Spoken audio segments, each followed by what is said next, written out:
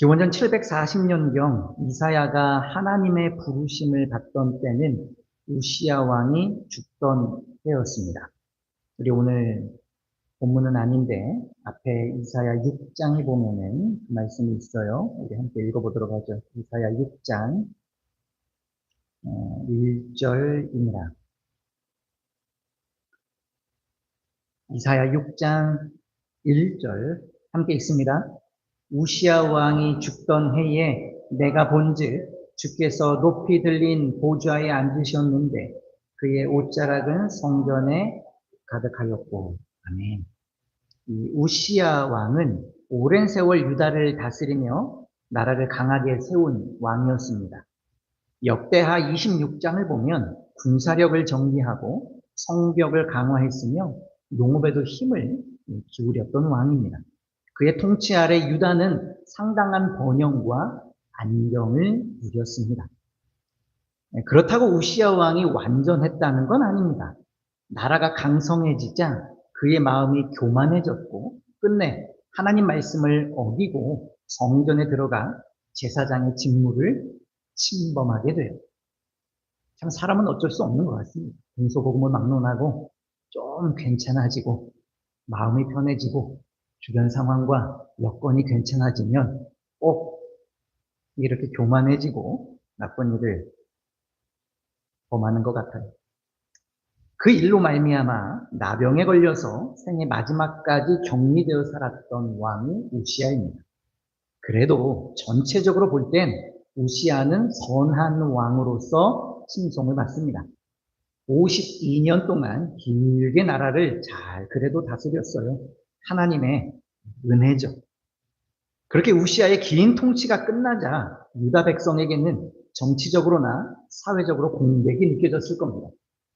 나라가 그래도 안정되었던 때였는데 리더자가 없게 되니 그 뒤를 이을 왕이 있음에도 불구하고 순간적으로는 그 공백기가 있었을 거예요. 더군다나 국제 정세가 불안한 때였습니다. 백성들은 이제 어떡하지, 어떡할까 이런 마음도 있었을 것입니다. 오늘날도 다르지 않습니다. 나라의 경제와 국제 정세가 때마다 흔들립니다. 그뿐 아니죠. 우리 개인적인 상황도 그래요. 건강이 흔들리고 인간관계가 흔들리고 또 자녀 문제, 또 이런저런 경제, 재정 문제 앞에서 마음이 무너질 수가 있습니다. 그때 우리 안에서 같은 질문이 올라옵니다. 어떡하지? 이제 난 무엇을 붙잡아야 되지? 이사야는 이 질문 앞에서 흔들리는 현실이 아니라 흔들리지 않는 하나님을 바라보게 합니다. 오늘부터 구약 예언서들을 차례로 살펴볼 것입니다. 그 첫 번째인 이사야를 통해 내가 들어야 할 그 메시지를 우리가 마음에 새기는 시간이 되면 좋겠습니다. 이사야가 어떤 시대에 쓰인 책인지를 먼저 좀 알 필요가 있어요. 이사야 선지자가 활동하던 시대는 멸망의 그림자가 짙게 드리우던 그런 어둠이 점점 깊어가는 시대라고 말씀드릴 수 있습니다. 북쪽에서는 아수르 제국이 무섭게 세력을 확장하고 있었고요. 마침내 기원전 722년 북이스라엘은 아수르에 의하여서 무너집니다. 그걸 본 이사야 선지자고요. 남유다도 언제 우리도 저렇게 혹시 저런 운명을 맞을까 이런 걱정이 내심이 생기게 되는 것이죠. 그런데 이사야, 이 구약 성경은 바로 눈앞의 위기만 다루지 않습니다. 말씀의 시야는 더 멀리 퍼지게 되는데요. 장차 유다가 바벨론에 의하여서 무너지고 또 백성이 포로로 끌려갈 그 심판까지도 이사야는 선포합니다. 그리고 거기서도 끝나지 않고 포로된 자들이 다시 돌아오는 회복시키실 그 하나님의 구원 역사까지 다루고 있는 책이 이사야입니다. 그러니까 이사야는 당장의 위기뿐 아니라 앞으로 닥칠 심판과 그 심판 너머의 구원까지, 그리고 더 나아가서 그 메시아와 그 새 창조까지 성경의 주제를 아주 폭넓게 담고 있어요. 아주 스펙트럼이 상당히 넓어요. 그래서 이사야를 성경에 큰 구원 이야기를 풍성하게 담고 있다 해가지고 작은 성경이다 이런 별칭이 불리고 있습니다. 또 하나의 별칭이 있다면 메시아와 하나님의 구원을 아주 선명하게 선포하기 때문에 제5복음서다 이런 별명도 있습니다. 실제로 이사야 곳곳을 보면 메시아, 그리스도를 예언하는 말씀들이 아주 풍성합니다. 이사야에서 특별히 주목할 부분이 있는데 36장부터 39장까지 이어지는 히스기야라는 왕의 이야기입니다. 이 부분은 앞에서 선포된 말씀과 또 그 뒤에 이어질 말씀을 연결하는 중요한 전환점 역할을 해요. 36장에서 39장 중간에 위치하면서 앞뒤를 연결하는 그런 가교 역할을 하는 것이죠. 앞선 28장부터 35장에서는 유다가 애국과 같은 강대국을 의지하려는 모습을 보이니까 그걸 하지 말라고 계속 책망하시는 하나님의 모습이 담겨 있어요.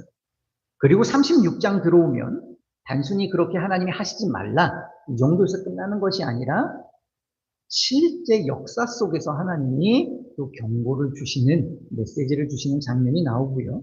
그래서 아수르가 예루살렘 성벽 앞까지 실제 쳐들어옵니다. 이 같은 상황을 통하여서 성경은 우리 독자들에게 묻고 있는 것이죠. 모든 인간적인 방법이 막혔을 때 당신은 과연 누구를 의지할 것입니까? 그리고 39장에서는 바벨론이 드디어 모습을 드러냅니다. 그리고 이후 40장부터는 본격적으로 선포될 이제 바벨론 포로 이야기, 그리고 위로와 회복의 메시지로 그렇게 내용이 담겨져 있어요. 그러니까 이 중간 36장, 39장은 이 앞뒤를 연결하는 가교 역할에 중요한 그런 메시지가 이 안에 담겨 있다라고 할 수 있습니다. 그 한가운데 오늘 본문 히스기야의 기도가 있습니다. 한번 정리하겠습니다. 이사야 전체를 한번 크게 보면 이런 흐름이에요. 거룩하신 하나님께서 이스라엘과 뿐만 아니라 그 열방의 죄를 심판하시는 내용이 전반부에 있어요. 하지만 거기서 끝나는 것이 아니라 자기 백성을 완전히 버리지 않으시고 남은 자들을 보존해 가시는 하나님의 기록도 담겨 있습니다. 그리고 후반부에 보면 여호와의 종을 통한 구원의 이야기를 하고 있고요. 그리고 마침내 새하늘과 새 땅까지의 약속까지 긴 그런 아주 넓은 이야기가 이사야에 담겨 있습니다. 그래서 이사야를 읽을 때 꼭 기억해야 할 이름이 있는데요. 바로 이스라엘의 거룩하신 분이라는 호칭입니다. 하나님은 죄를 가볍게 넘기실 수 없는 그런 거룩하신 분이며 동시에 자기 백성을 끝까지 구원하시는 언약의 하나님이시라는 걸 이사야가 아주 잘 설명하고 있습니다. 결국 이사야가 우리에게 묻는 질문은 이것입니다. 거룩하신 그 하나님 앞에서 누구를 의지하며 살 것입니다. 당신은 이렇게 혼돈 가운데 있는 혼돈의 시대 속에서 하나님 앞에서 살아가는 하나님의 백성이라고 한다면 당신은 과연 누구를 정말 의지해야 될 것인가를 질문하고 있어요. 그 질문이 이제 36장과 37장 히스기야의 현실 속에서 구체적으로 드러납니다. 이 흐름을 딱 머릿속에 두고 이사야를 읽으시면 방대한 66장이 하나의 일관된 메시지를 우리에게 허락한다라는 것을 알고 분명한 그 메시지를 보게 될 것입니다.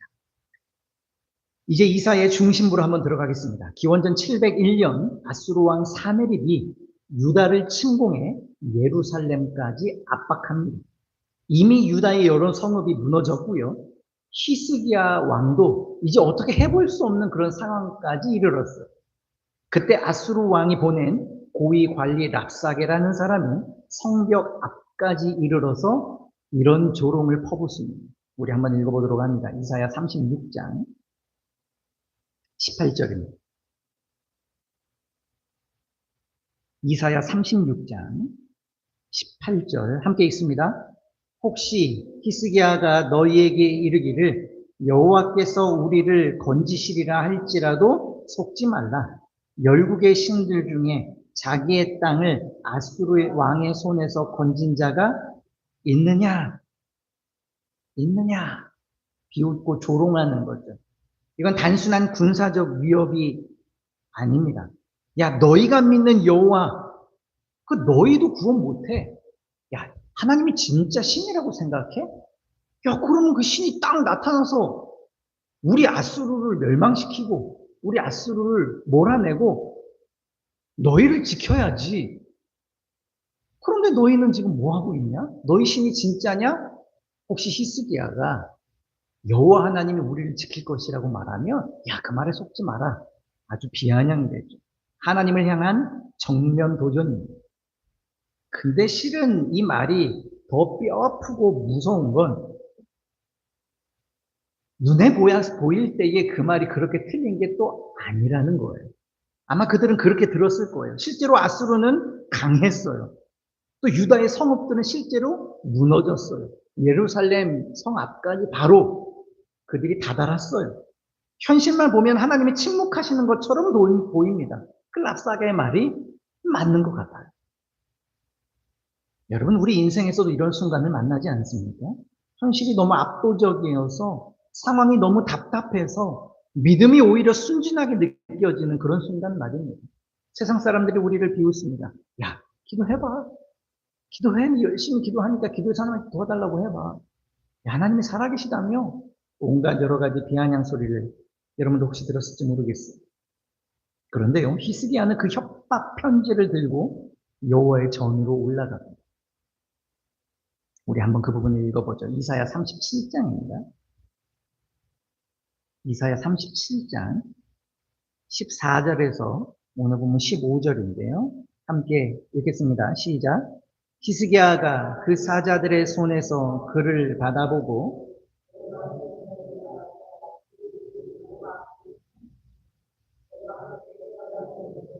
아멘. 그렇게 비아냥되는 그런 글들, 어떻게 보면 협박 편지라고도 할 수 있는 그걸 가지고 지금 협박 편지를 받아든 히스기야가 어떻게 하고 있냐면 궁극적으로 향한 곳은 하나님 앞이었어요. 그리고 그 편지를 여호와 앞에 펼쳐놓고 기도를 합니다. 기도 내용을 한번 볼까요? 16절만 한번 읽어보겠습니다. 바로 다음 절이죠. 16절 읽습니다. 그룹 사이에 계신 이스라엘 하나님 만군의 여호와여, 주는 천하 만국의 유일하신 하나님이시라. 주께서 천지를 만드셨나이다. 아멘. 자기 형편을 먼저 말하지 않았어요. 하나님 저 죽겠어요. 이 예루살렘 앞에까지 아수르가 침범해서 이제 저희들 이 성도 빼앗기게 생겼어요. 이러지 않았어요. 히스기야는 하나님이 누구신지를 지금 먼저 고백합니다. 이전에 아수르 그 사네립 왕은 여호와를 열방의 신들 가운데에 하나 정도로 취급했어요. 그 너희 신은 우리 신에 비해서 아주 열등해. 자기가 섬기는 그런 백성들을 구원하지 못하는 그런 열등한 신이야. 힘도 없어. 이런 식으로 비아냥됐죠. 그러나 지금 히스기야는 26절에서 뭐라고 고백합니까? 아니다. 여호와는 여러 신 가운데 하나가 아니다. 천지를 지으시고 온 세계를 다스리시는 유일하신 하나님이시다. 이 말씀을 먼저 선포하고 있습니다. 그리고 또 이렇게 기도합니다. 우리 20절을 한번 읽겠습니다. 37장 20절 읽습니다. 우리 하나님 여호와여, 이제 우리를 그의 손에서 구원하사 천하 만국이 주만이 여호와이신 줄을 알게 없어서 히스기야에게 이것은 단순히 자기 생존의 문제가 아니었어요. 성을 빼앗기냐 마냐 이 정도의 문제가, 물론 그것도 어마하고 대단한 일이죠. 그리고 왕이라면 당연히 책임이 있는 자리인데 그게 안 중요하다는 게 아니라 지금 이 상황에 히스기야가 더 중요하게 여긴 건 뭐냐면 하나님의 이름과 영광의 문제라는 거예요. 마치 다윗이 혹시 떠오르지 않습니까? 다윗과 골리앗에서 그 골리앗이 다윗과 이스라엘 백성을 향하여서 비아냥되는 그런 비아냥이 마치 이런 랍사게와 사네립과 아수르가 비아냥되는 거하고 비슷하지 않나요? 야, 더 힘센 사람 있으면 나와봐. 아무도 골리앗 앞에 나아가지 못하죠. 그때 이제 다윗이 네가 우리 하나님을 모욕하냐? 나는 만군의 여호와의 이름으로 나오노라. 비슷합니다. 지고 이기고 자기 생존의 문제도 너무 중요한 문제죠. 그러나 지금 히스기야가 다윗이 믿음의 선배들은 보다 더 큰 문제가 뭐였냐면 자신의 필요를 그게 안 중요한 건 아니지만 그보다 하나님의 영광을 지금 하나님의 이름을 앞세우고 있다라는 거예요. 주님이 가르쳐 주신 기도가 실은 이것을 잘 나타내죠.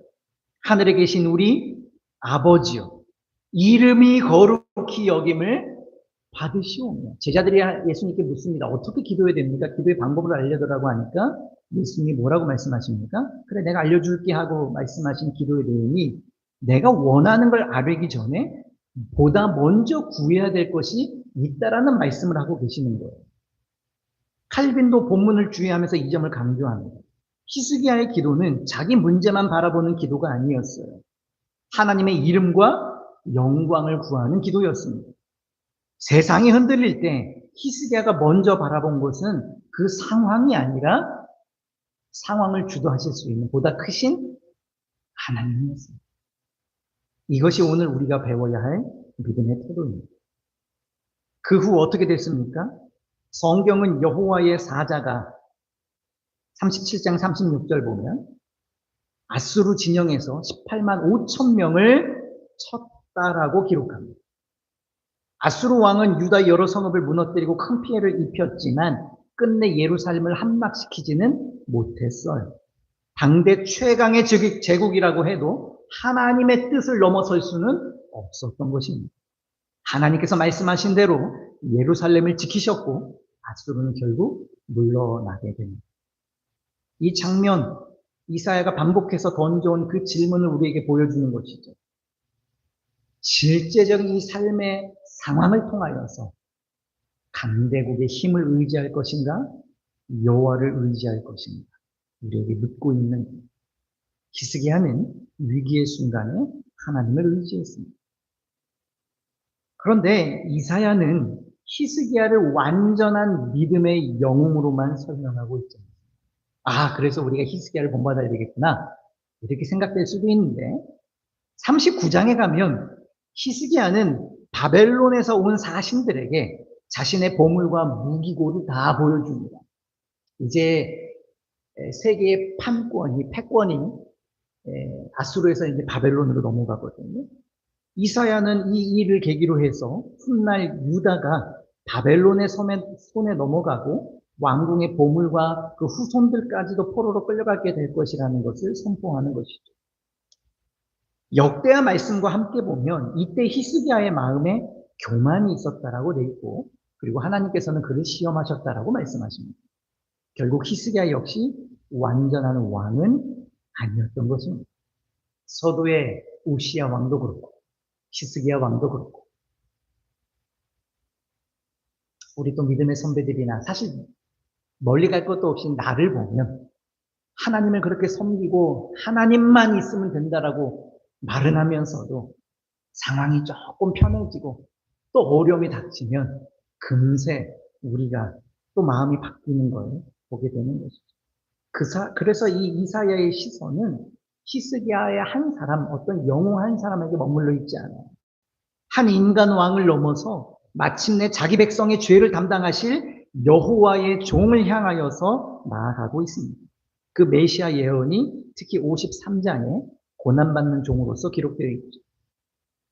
따라서 이사야가 우리에게 붙들라고 하는 것은 히스기야의 믿음이 아닙니다.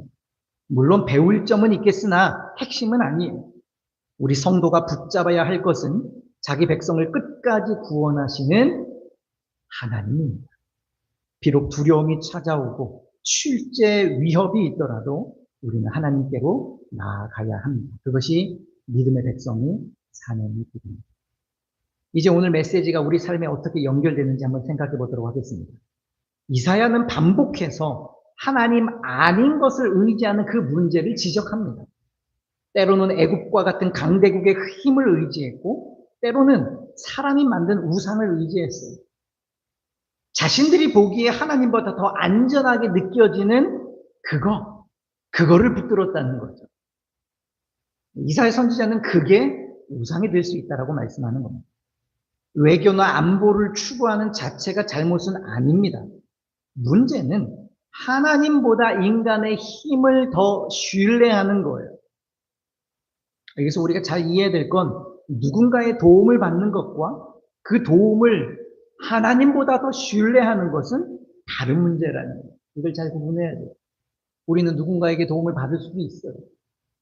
나라가 외교를 행할 수도 있고 안보를 추구하고 내가 필요하면 누군가에게 도움을 당연히 받을 수도 있고 그게 문제는 아니죠. 그러나 그 힘이 없으면 나는 이제 죽겠다고. 며칠 전에 이렇게 인터넷 웹 서핑 하다가 그런 장면을 보게 됐어요. 저도 강아지를 키우기는 하지만은, 사실 비반려인들은 자주 하는 말이 있어요. 사람은 사람이고, 개는 개다. 이런 이야기를 합니다. 근데 어느 여성이 솔루션을 참여하면서 그런 이야기를 해요.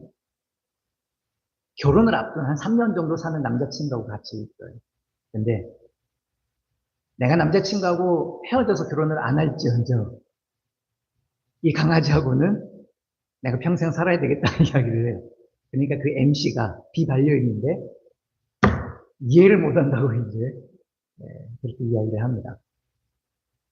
구분은 필요한 것이죠. 강아지를 키우고 이뻐할 수는 있죠. 그러나 선을 넘어서는 안 되는 것이죠. 우리가 도움을 받을 수도 있고 이것도 할 수 있고 저것도 할 수 있고 돈도 벌 수 있고 돈 자체가 나쁜 건 아니에요. 그러나 문제는 하나님이 허락하신 그 사명과 선물과 주어진 환경을 하나님보다 더 신뢰하여서 이제는 그것에 도움을 받는 정도로가 아니라 그것이 없으면 하나님도 필요 없고 나는 이제 예배도 안 드려. 식음을 전폐하고 신앙도 필요 없어라고 말한다면 신앙이 뭐가 필요 있어? 내가 일단 이것이 해결돼야지. 하나님도 필요 없어라고 말한다면 그것이 이제 우상이 되는 것이죠. 물론 그런 힘을 의지하고 싶은 마음 이해는 갑니다. 얼마나 힘들면 그렇겠습니까? 약한 자가 살아남기 위해서 강한 자를 의지하는 것 어쩌면 당연할 수 있어요. 저도 그렇고 우리도 그런 유혹을 받잖아요. 그러나 문제는 그 힘 자체가 아니라 하나님보다 그 힘을 더 의지하는 것이죠. 그래서 이사야는 강대국을 의지하는 그 문제와 우상의 문제에서 같은 뿌리를 두고 있어요. 하나님이 단순히 외교, 그런 정치를 했다라고 문제 삼는 게 아니죠. 하나님이 아니라 다른 무엇에 우리의 안전과 구원을 맡기는 것, 이거 같은 질문이라는 거죠. 너는 누구를 가장 의지하느냐? 이사야 선지자는 우상을 만드는 그 사람의 모습을 이렇게 묘사하고 있습니다. 이사야 44장 한번 보겠습니다. 이사야 44장 17절 한번 보죠. 그 앞에 16절도 뭐 이어서 설명되는데 이사야 44장 17절 한번 읽습니다. 그 나머지로 신상 곧 자기의 우상을 만들고 그 앞에 엎드려 경배하며 그것에게 기도하여 이르기를 너는 나의 신이니 나를 구원하라 하는도다. 아멘. 사실 이 앞에 16절하고 이어지거든요. 나무를 딱 반으로 잘라가지고 그 절반은 불에 넣어서 장작대미로 쓰고 또 몸을 따뜻하게 녹여요. 그리고 그 남은 나무떼기 반으로 신상을 만들어서 이제 날 구원하라 이렇게 말을 하고 절을 한다는 거예요. 20절 한번 보겠습니다. 44장 20절 읽습니다. 그는 죄를 먹고 허탄한 마음에 미혹되어 자기의 영혼을 구원하지 못하며 나의 오른손에 거짓 것이 있지 아니하냐 하지도 못하느니라. 우상의 본질은 실은 재료에 있지 않죠. 팀 켈러 목사님은 이 우상을 하나님만이 주실 수 있는 그 의미와 가치와 안전을 다른 무엇에서 얻으려고 한다라고 설명하고 있습니다. 쉽게 말하면 이런 거죠. 이것만 있으면 나는 괜찮을 거야. 바로 그 자리에 올라선 것이 무엇이 되든 우상이 될 수 있는 거예요. 재정적 안전이 확보될 때만 마음이 평안하다면 돈이 하나님의 자리를 대신할 수도 있는 것이죠. 타인의 시선과 평가에 나의 존재 가치가 좌우된다면 사람의 인정이 그 우상의 자리에 있을 수 있다는 것이죠. 성공이나 자녀, 건강, 이것들이 나쁜 건 아니죠. 하나님이 우리에게 허락하신 은혜고 또 선물이기도 한데, 그것이 없으면 삶이 무너질 것 같다는 생각, 그것이 있어야만 의미를 찾을 수 있다는 그런 집착, 이것이 이사야가 말하는 현대적 우상숭배라는 것입니다. 그렇다면 해결책은 뭡니까? 이사야가 제시하는 답이 있습니다. 아까 서두에 말씀드렸는데 이사야에서 하나님을 지칭할 때 무려 25번이나 이스라엘의 거룩하신 이라고 부릅니다. 거룩하시다는 건 하나님께서 죄와 모든 피조물부터 완전히 구별되시고 비교할 수 없이 존귀하시고 또한 순결하신 분이라는 뜻이에요. 그러기에 어떤 나라나 어떤 권력도 어떤 인간적인 그런 희망도 하나님과 같은 자리에 놓일 수는 없습니다. 그분은 거룩하신, 구별되신, 존귀하신 이 세상의 어떤 무엇과 감히 비견할 수 없는 분이기 때문에 그렇죠. 하나님은 피조물과 비교할 수 없는 거룩하신 분이며 동시에 온 세상을 다스리시는 주권자이십니다. 따라서 우리 인생이 흔들릴 때 우리를 진정 붙들어 주실 수 있는 분은 거룩하신 하나님. 이 진리를 깨닫고 날마다 승리하는 저와 여러분 될 수 있기를 주님의 이름으로 간절히 소망합니다. 말씀을 맺습니다. 이사야가 활동하던 그 시대에 세상은 크게 흔들리고 있었다고 그랬어요. 북이스라엘은 아수르에 의하여서 무너졌고 남유다 역시도 그 강대국 위협 앞에 놓여 있었습니다. 근데 아까 말씀드렸듯 이사야는 여기서 멈추지 않는다고 그랬죠? 나중에 이 남유다가 이제 바벨론에 의하여서도 무너질 그런 상황까지도 선포하고 있는데 이 하나님의 백성들에게 이런 경고의 메시지를 주고 있어요. 실은 경고면서 또한 위로의 말씀이죠. 이사야 40장 보겠습니다. 우리가 잘 아는 말씀일 거예요. 이사야 40장 31절만 한번 봐보죠. 이사야 40장 31절 함께 있습니다. 오직 여호와를 앙망하는 자는 새 힘을 얻으리니 독수리가 날개치며 올라감 같을 것이요 다른 박질하여도 곤비하지 아니하겠고 걸어가도 피곤하지 아니하리로다. 아멘. 여호와를 앙망한다는 것은 하나님을 바라보며 기다리고 소망하는 것입니다. 상황이 당장 바뀌지 않아도 하나님은 여전히 신실하시고 자기 뜻을 이루신다는 그 사실을 믿는 거예요. 내 힘을 더 짜내는 게 아니라고요. 여호와를 앙망한다고 해서 어떤 나에게 주어진 걸 더 짜내가지고 하나님을 바라고 하나님을 내가 더 붙들어야 된다. 그게 아니고 내 힘으로는 버틸 수 없음을 인정하고 지치지 않으시고 불변하시는 하나님께 소망을 두는 것이 여호와를 앙망하는 거예요. 우시야 왕은 죽었습니다. 왕의 자리가 비었겠죠? 물론 다음 아들이 왕이 되겠지만 하나님의 보좌는 비어있지 않습니다. 아수르가 쳐들어왔지만 하나님의 보좌는 비록 흔들리지 않았습니다. 훗날 바벨론이 예루살렘을 무너뜨렸지만 하나님의 통치는 그런다고 끝나지 않았습니다. 여러분 이사야가 바라본 하나님의 구원은요 마침내 예수 그리스도 안에서 이루어졌음을 우리는 알고 있습니다. 이사야가 예고한 그 고난받는 종으로 오신 그 예수님께서 우리의 죄를 담당하시고 십자가에서 죽으셨죠. 죽음이 끝이 아니죠. 하나님께서 하나님께서 그리스도를 다시 살리셨습니다. 그래서 그리스도의 부활은 죄와 죽음이라는 우리가 이길 수 없는 가장 큰 그 원수를 하나님께서 이미 꺾으셨다는 바로 그 복음의 선언인 것입니다. 그러니 우리의 마지막은 지금 눈앞의 현실이 결정하지 않습니다. 여러분의 지금 눈앞의 어려움이 여러분의 미래까지 그대로 이어진다라고 생각하시면 안 돼요. 우리의 구원과 소망은 바로 부활하신 그리스도 안에 있다라는 것을 기억하시기 바랍니다. 그리고 이사야는 더 멀리 바라보죠. 맨 뒷부분 65장, 66장에서 하나님께서 이루실 새하늘과 새 땅을 보여줍니다. 세상의 제국들은 일어났다가 사라지지만 하나님의 나라는 사라지지 않습니다. 하나님께서 궁극적으로 자기 백성을 구원하시고 모든 것을 새롭게 하실 것입니다. 그렇기 때문에 세상이 흔들릴 때 우리가 붙잡아야 될 것은 상황이 좋아질 거라는 그런 가능성이 아니에요. 뭐 주식이 이 정도면 최저점을 찍었다. 이제 올라갈 일만 남았다. 어떤 가능성, 그게 우리가 붙드는 게 아니에요. 야, 이제 우리가 여기서보다 더 나빠지겠어? 이게 좋아질 일만 있는 거야. 그런 가능성이 신앙이 아니에요. 내가 가진 힘도 아니죠. 이미 죄와 죽음을 이기셨고 지금도 다스리시며 마침내 모든 것을 새롭게 하실 살아계신 예수 그리스도, 그분이 우리의 소망이 되는 줄 믿습니다. 지금 여러분 손에 무엇이 들려 있습니까?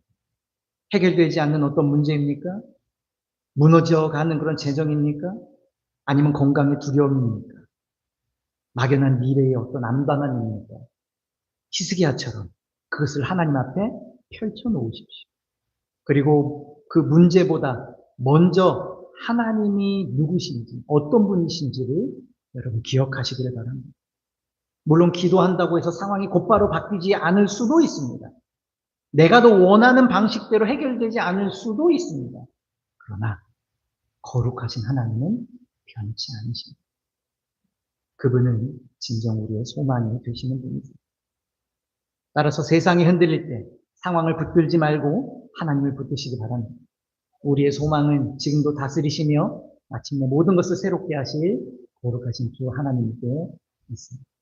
그 하나님을 바라보며 이 흔들리는 세상 속에서도 흔들리지 않는 그 믿음으로 살아가시는 여러분 되시기를 예수 그리스도 이름으로 간절히 축원합니다.